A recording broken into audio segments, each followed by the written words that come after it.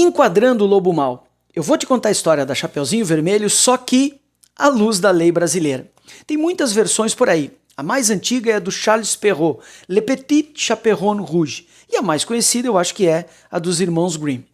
Era uma vez uma menina que vivia com a sua mãe.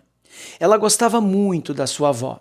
A menina usava sempre uma capa com um capuz vermelho. Por isso ela era chamada por todos de Chapeuzinho Vermelho. Um belo dia, a avó da menina adoece e a mãe da Chapeuzinho pergunta se a menina poderia levar algo para a vovó comer. A casa da menina e da mãe ficava na vila e a casa da vovó lá no meio da floresta. A mãe lhe entrega então uma cesta com um alimento e lhe dá ordens claras para que não fale com estranhos e siga o caminho mais curto. Cuidado! Submeter uma criança a uma ação de risco que possa causar-lhe dano físico ou psicológico pode sim ser considerado um crime de maus tratos, previsto no artigo 136 do nosso Código Penal brasileiro. Volta. Ainda no início do caminho, rumo à casa da avó, a garota é interrompida por um lobo, que se mostra muito gentil. Cuidado! Isso não é crime, mas de acordo com o iter criminis, já podem estar aqui ocorrendo alguns atos preparatórios para tal. O lobo então puxa a conversa e pergunta para onde a menina está indo. Chapeuzinho, muito ingênua, cai na conversa do lobo e diz que vai levar quitutes para sua avó, que está muito doente. O lobo então sugere que a menina siga por um determinado caminho para colher flores para a vovozinha.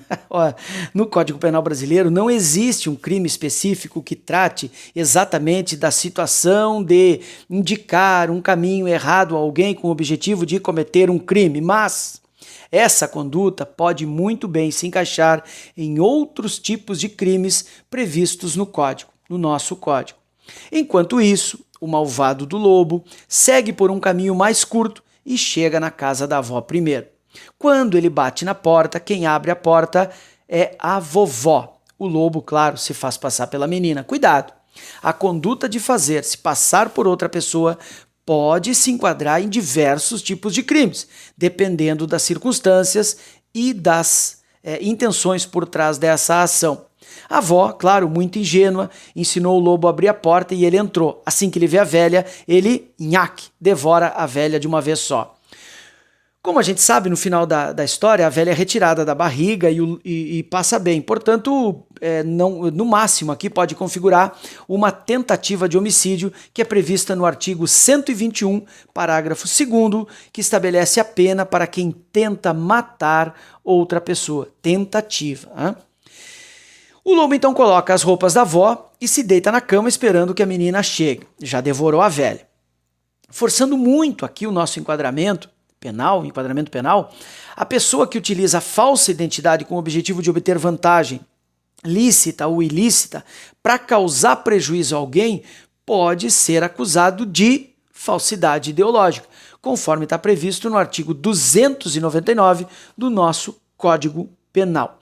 Quando a Chapeuzinho bate na porta, o lobo responde como se fosse a vovó e engana a menina. A garota percebe algo estranho na avó, então começa, lembram? Aquele diálogo que a gente conhece muito bem desde criança. Que orelhas grandes você tem? É para melhor te escutar. Que olhos grandes você tem? É para melhor te enxergar. Que mãos grandes você tem? É para melhor te agarrar. Tem um ritmo aqui, vai crescendo, né? A gente quando é criança vai ficando nervoso. Que boca grande você tem? É para melhor te comer em nhaco. O lobo devora também a pobre da menina. Bom, daí depois de devorar as duas, então o lobo se deita na cama em sono profundo, barriga cheia. Aí tem um caçador que está passando ali por perto, começa a ouvir aqueles barulhos e aquele ronco, percebe que não é da vovó e entra na casa. Quando ele entra, ele se depara com o lobo de barriga cheia deitado na cama. Então, o caçador, habilidosamente, com uma faca, ele abre a barriga do lobo e consegue salvar a menina e a avó. Só que tem um detalhe, temos aqui uma cirurgia que está sendo realizada sem habilitação necessária. O Código Penal brasileiro estabelece que a conduta de realizar cirurgia em um animal sem ser médico veterinário pode ser enquadrada como crime de exercício ilegal da medicina veterinária. Isso é um crime, tá? E está previsto no artigo 282-A do Código Penal Brasileiro, que foi acrescido, aliás, à legislação brasileira somente em 2009. Finalmente, a Chapeuzinho Vermelho, depois de ser salva, pega algumas pedras e, junto com a avó e o caçador, coloca todas elas dentro da barriga do lobo. Quando acorda, com muita sede, o lobo vai até o poço para tentar beber água e, ao se inclinar, ele cai lá dentro e morre. Bom, a conduta de abrir a barriga de um animal e colocar pedras dentro pode ser enquadrada como crime de maus tratos a animais. Aí não é no Código, é contra animais. Esse crime está previsto no artigo 32 da Lei número 9.605/98, conhecida como Lei dos Crimes Ambientais.